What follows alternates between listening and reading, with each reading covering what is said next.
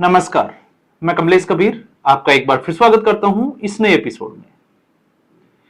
आज का विषय कुछ अलग था, लेकिन शाम होते होते ममता बनर्जी की एक प्रेस कॉन्फ्रेंस और सीधा यह तक कह देना कि वो इस्तीफा नहीं देगी, वो लोक भवन नहीं जाएगी।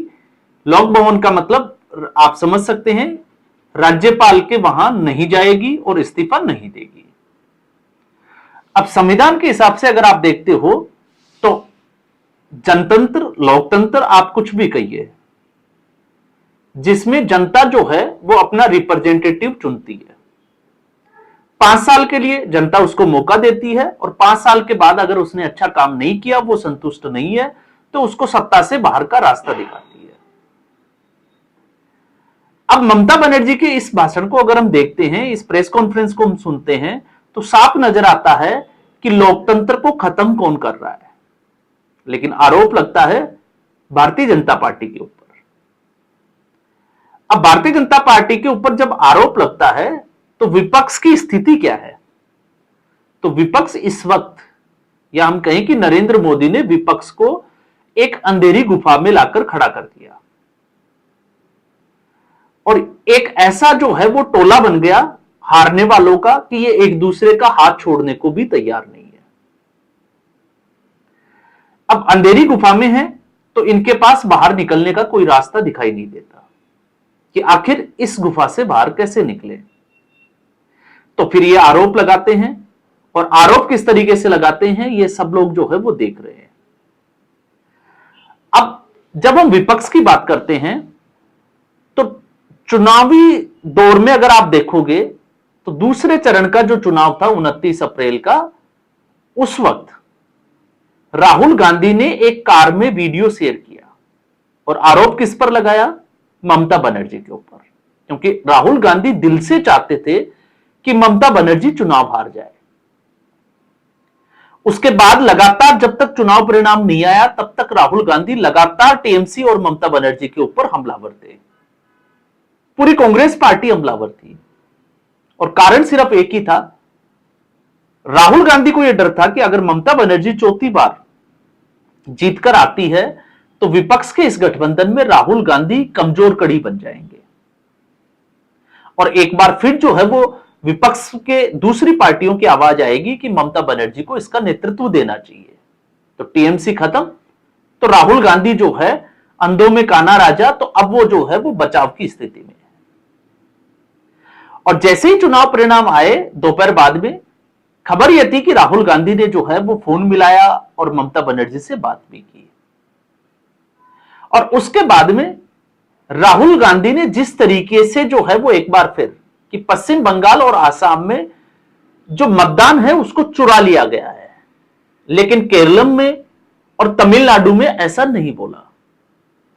तमिलनाडु में कांग्रेस पार्टी डीएमके के साथ थी, लेकिन टीवीके के जो एक्टर विजय हैं, उनके जब पिताजी का एक स्टेटमेंट आया कि वो कांग्रेस पार्टी के साथ गठबंधन करना चाहते हैं, तो आप देखिए राहुल गांधी के सुर बदल गए, कांग्रेस पार्टी के सुर बदल गए। अब वो सूट करता है राहुल गांधी को कि तमिलनाडु में जो हुआ, एमके स्टालिन जो उसका साथी था वो हार गया, लेकिन मतदान चोरी नहीं हुआ।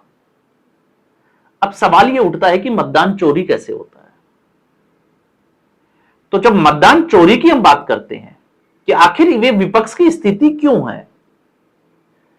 विपक्ष की स्थिति इसलिए है क्योंकि आरएसएस, भारतीय जनता पार्टी के जितने भी जो दिग्गज नेता है वो आरएसएस से निकल कर आते हैं। और ज्यादातर की स्थिति आप देखोगे,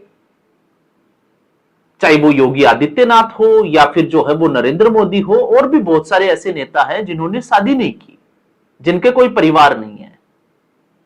तो आप समझ सकते हैं कि वो 24 घंटे सिर्फ और सिर्फ काम के मोड़ पर रहते हैं।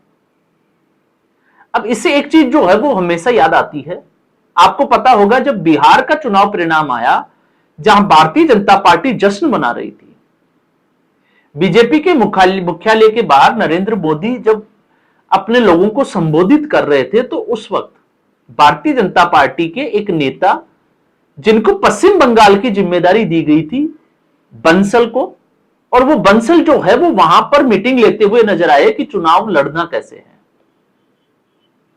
और यह साफ तौर से दिखाई देता है कि भारतीय जनता पार्टी की कार्यशैली, प्रधानमंत्री नरेंद्र मोदी की कार्यशैली कैसी है।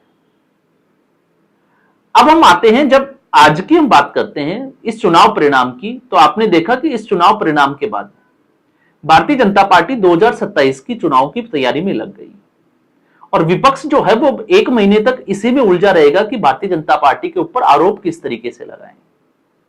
लेकिन सुधार करने की कोई भी गुंजाइश एक तरीके से विपक्ष जो है वो अपने पास नहीं रखना चाहता। अब ममता बनर्जी, अखिलेश यादव जो है वो कल शायद मिलने जा सकते हैं और विपक्ष के तमाम जो नेता है वो एक के बाद एक जो है वो ममता बनर्जी के साथ मुलाकात करेंगे।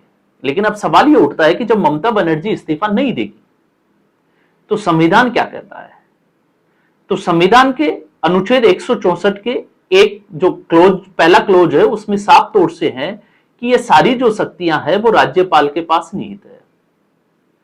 राज्यपाल जो है वो आदेश दे सकते हैं कि इस्तीफा देने के लिए, और फिर भी अगर इस्तीफा नहीं दिया जाता तो राज्यपाल के पास इतनी शक्ति है कि वो दूसरी पार्टी को जो चुनाव में जीतकर आई है उस पार्टी को शपथ लेने के लिए या सत्ता ग्रहण करने के लिए बोल सकते हैं। तो यहां पर ममता बनर्जी के पास कोई ऑप्शन नहीं बचता।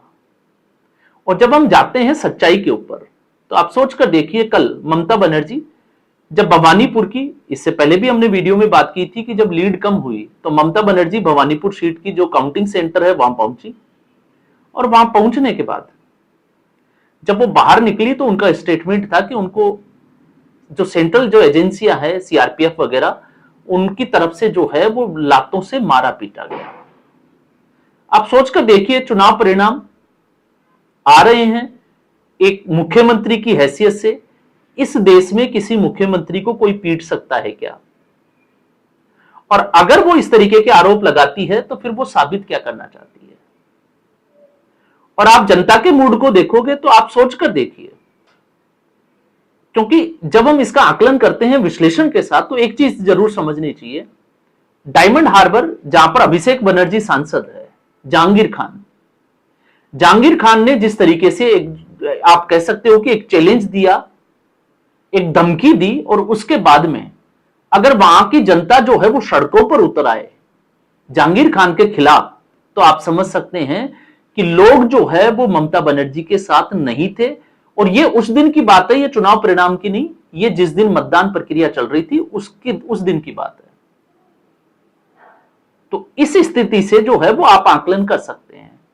अब जहां कांग्रेस पार्टी की हम बात करते हैं तो कांग्रेस पार्टी को क्योंकि आसाम को बचाना है, जबकि राहुल गांधी ये भूल जाते हैं कि वो आसाम गए ही नहीं। कांग्रेस पार्टी ने 2 महीने पहले ही सरेंडर कर दिया था। और आज की स्थिति में अगर हम कांग्रेस पार्टी के हिसाब से आकलन करते हैं तो 19 विधायकों में से 18 विधायक कांग्रेस पार्टी के मुस्लिम विधायक हैं। एक तरीके से कांग्रेस पार्टी कहां जीत कर आई, कांग्रेस पार्टी की अप्रोच क्या थी, और जिस व्यक्ति ने या जिसके पिताजी जो है वो 15 साल तक मुख्यमंत्री रहे हो और जो हेमंता बिस्वा शर्मा का एक समय जो है वो राजनीतिक लीडर रहा हो, वो 23,000 से ज्यादा वोटों के अंतर से हार जाता है। तो ये स्थिति बयां करती है कि सिर्फ और सिर्फ ये विपक्ष की जो पार्टियां हैं उनमें होड़ लगी हुई है कि किसी भी तरीके से मुस्लिम तुष्टीकरण किया जा सके और मुस्लिम वोटर को अपने हक साथ जो है वो जोड़कर रखा जाए। तो ममता बनर्जी ने भी वही किया, कांग्रेस पार्टी भी वही करती हुई दिखाई देती है।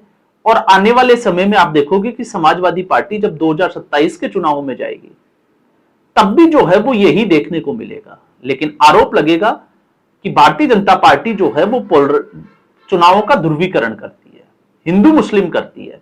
अब इस सच्चाई से आपको पता लगेगा जब आप इसका सही तरीके से विश्लेषण करोगे कि आखिर जो है वो इस राजनीति में ध्रुवीकरण कौन सी पार्टी किस तरीके से करती है। अगर आप मुस्लिम तुष्टीकरण की राजनीति करोगे तो दूसरी तरफ आप देखोगे, क्योंकि इसका बड़ा उदाहरण टीएमसी, जिस तरीके से 2021 में ममता बनर्जी के सामने कुछ लड़के कुछ बच्चों ने जय श्री राम के नारे लगाए, ममता बनर्जी ने गाड़ी रोकी और उसके बाद में उनके ऊपर एफआईआर के आदेश दे दिए। सयानी घोष ताजा उदाहरण है, किस तरीके से जो है वो शिवलिंग का अपमान किया और हृदय में जो है वो काबा और नैनों में जो है वो मदीना। अब ये इससे जो है वो दूसरी जो कम्युनिटी, दूसरा जो धर्म है विशेष, जिसको आप कह सकते हैं हिंदू धर्म, तो उन लोगों को क्या मैसेज आता है? तो ये जो है वो विपक्ष की हालत है, और विपक्ष इसको अभी भी जो है वो समझने को तैयार नहीं है। और क्यों नहीं है? इसलिए नहीं है क्योंकि इस देश की जनता ने अब जो है वो परिवारवादी और वंशवादी राजनीति को एक तरीके से सिरे से नकार दिया, खारिज कर दिया। और विपक्ष की ज्यादातर जो पार्टियां हैं वो इसी राह पर चलती हुई दिखाई देती है। तो आप सोचकर देखिए, जब गृह मंत्री अमित शाह 15 दिन के लिए पश्चिम बंगाल में डेरा डाल सकते हैं, तो राहुल गांधी 10 दिन के लिए असम में डेरा क्यों नहीं डाल सकते, तरुण गोगोई के लिए, कांग्रेस पार्टी की सरकार के लिए?